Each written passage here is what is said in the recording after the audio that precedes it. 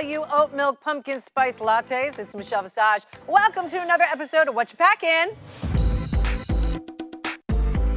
And we are here today with Fresno's own DeJa Skye. Hey, DeJa. I love a windbreaker set. You know, the 90s has come back and I'm here for it. The 90s never left. That's true. The 90s were so fun, and then we got into the noughties, and what happened? I don't know. What People got happened? too serious. It just went from grunge, which was kind of fun and flannel, and then all this fun stuff, and then it just went. Yeah, so boring, so bland. So DeJa, you grew up where? In Fresno, California. Fresno, California. Yeah. And tell me about your upbringing. I was very insecure mainly because of my dad telling me that I shouldn't be gay, basically. How old were you when you came out? Did you have to come out? So I just remember when I was 8 years old, my dad telling me, I don't want that, you don't need that. And then I didn't come out till I was 18. So 8 years old, Yeah. you don't need what, a doll, a dress? Don't call guys cute. You don't do that. I didn't raise a sissy. I didn't do that kind of stuff. He would always call me Boy George. I mean, what's wrong with that? But like, That's a compliment. But as a kid, I'm just like, what exactly does that kind of mean? Right. And so I guess it kind of always stuck to me. So when I was 18 and I finally got a boyfriend, it was like, everyone knows, I know. Right. Might as well that was my number one regret, was listening to other people and not just being myself. What happened in those 10 years in between? You lived a lie because you felt like you had to because your father was not supportive. Absolutely. Your mother? My mom was supportive. She was suffering with schizophrenia and paranoia. So she would constantly talk to herself. So she wasn't pleasant to be around. So I almost felt like she wasn't a mom in a sense. She was there, of course. But we were like poor, like living in campers poor. So it just added to the stress.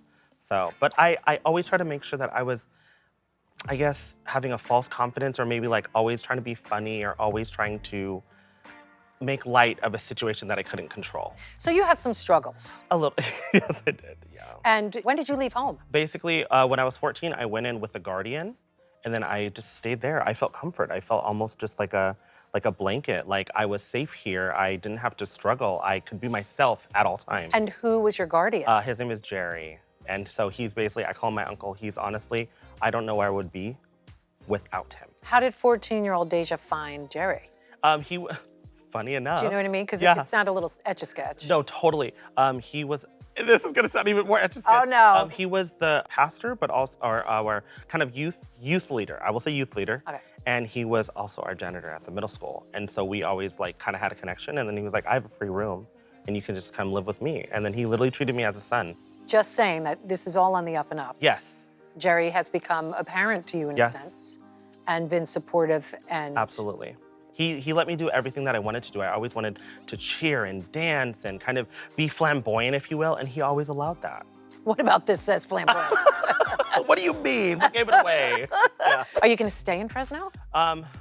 I've contemplated moving to LA because I was here for a week and a half and I loved it. I really did. Is that just the barometer? I just loved it. Yeah. Just a week and a half and I guess I'll move here. Yeah. I mean, you could. There's nothing stopping you. No, there isn't, especially now.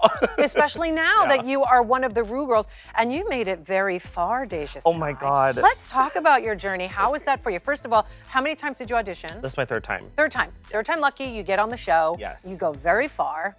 How was the experience for you? It was... More than you anticipated? Oh, a lot more than I anticipated. I learned so much more about myself in that little time than I think I did my entire like adulthood. Fair. I think there was an instance where Ru said like, do you consider yourself like a pessimist? And I was like, no, it's more or less, I don't want there to be expectation. 100%. So it's like, are you a this? I don't think so, I don't know. Can I share with you my theory on why pessimism is good? Sure. If you are an optimist, you're constantly let down. Yes. If you're a pessimist, glass half empty, Yes. then you can try your best, and if something doesn't happen, you're not let down. Yes. Because you didn't expect it. Absolutely. Is that what you're saying? Yes, basically. I'm here with you, Michelle. That's it. But you get on, you do this incredible job. You're saying it's more than you thought it would be. Yes, absolutely. In what way? Because I was going into it 10 years in, I, again, didn't want there to be expectation. I felt like kind of instantly, you saw me, like everyone kind of saw who I was. My number one thing was be yourself. If you're emotional, be emotional. If you're sad, be sad. If you're happy, you're happy. And I always wanted to make sure that I was always a light in the room. I never wanted to be a negative energy. And one good thing about you, besides that, is that you're another one who really took critiques You agreed when we said something that you totally could understand. Totally. I felt like you took what we would tell you and you would put it to use. Absolutely. And that's what this is all about. We're never there to shame you or shade you. We're there to help and lift you up. Yeah. It's whether or not you can hear it Yes. and receive it. I never felt put down. I never felt like you didn't understand where I was coming from. It was always more or less, every critique was a learning experience. It was like, okay, yes, I totally understand that and I see it. Let's talk about your snatch game. Okay.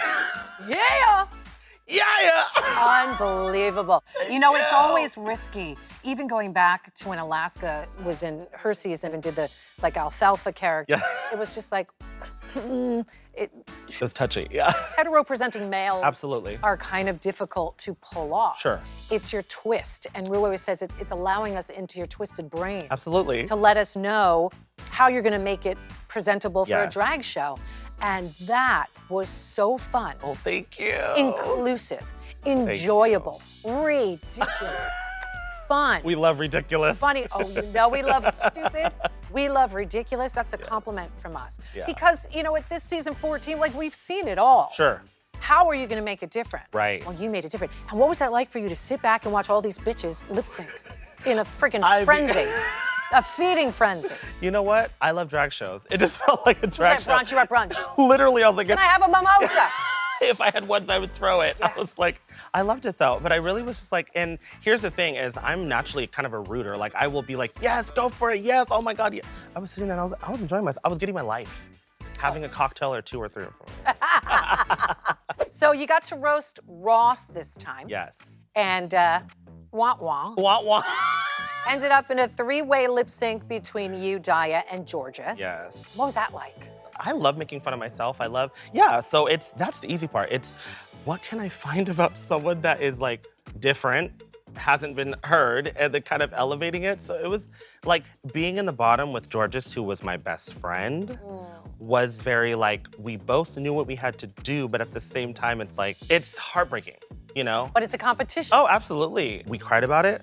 We got over it. We knew what we had to do. And at the end of the day, I honestly wouldn't have rather gone home with anybody else but her. Isn't that? Whore. I called her.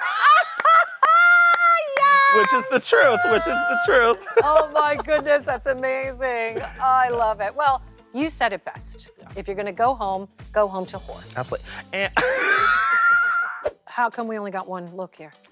Did you not follow directions? oh my God. This is pretty much the only thing that I didn't get to wear that I felt like, Really? yes. You only had one thing left One thing that looked like.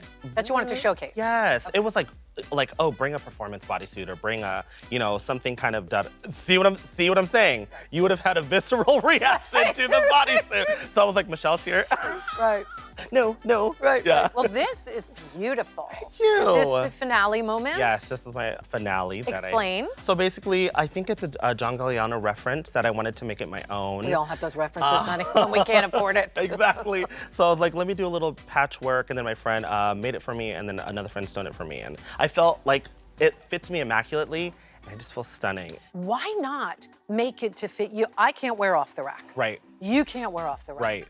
So you make it to fit yourself. Absolutely. And you make it better. And that's what I love, re-envisioning some great classic designs. And making it your own. Make it your own, bitch. Yes. My reference was really like if 80s Storm went to prom in Wakanda. So were you gonna wear white hair? Yes, I was gonna wear like a white, kind of like a mullet, kind of mohawk moment. What is your nationality? What's your heritage? Black and white. You are a beautiful mixed child. you. Yeah, with that beautiful skin tone. You can wear any color with that skin tone. You are so blessed and so lucky. Thank you. It's just been so much fun watching you and seeing things through your eyes because you really are a breath of fresh air. Thank you. You really are. It's enjoyable to Oh see my that on the main God. stage when kids go through it. I see them from the minute I see you. I watch what you do. Right. Each one of you, you'll see me staring at you. Yes. I'm watching how you're standing up there. I'm watching how you're taking critiques. I'm watching how you're listening to other girls. I just watch it all. And you've always been just light and wonderful and great energy. And I think that's what people are going to connect to with you. I hope And you were so close. I know I was right there. But So close. I was right there, but you know what? I don't live my life with regrets. And honestly, everything will happen for a reason. And I had a blast. And Michelle, I just have to say this, and I'm not gushing, but I'm a little bit gushing. How you said that I was a light, I almost felt like you always radiated. Aw. Like, I felt like from day one you saw who exactly I was. And that was so, any kind of reservations I had were kind of let down from just hearing your voice. Hi, DeJa. It was very much just like a, okay, hello. And I felt like everyone fully understood me, and that's all I really wanted. You have been, I can't say it enough, just a breath of fresh air. Just keep doing what you do. I think the world is falling and has fallen in love with you. Thank you, Michelle. Thank I you, truly appreciate DeJa. it. Thank you. Thank you for joining me for another episode of Whatcha Packin. I will see you next time. Whoop, whoop. Yeah! Yeah!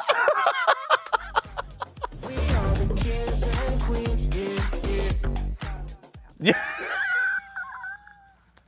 Whore. I can't believe I called her a whore. Hey, it's Michelle Visage. Do you want gay shit?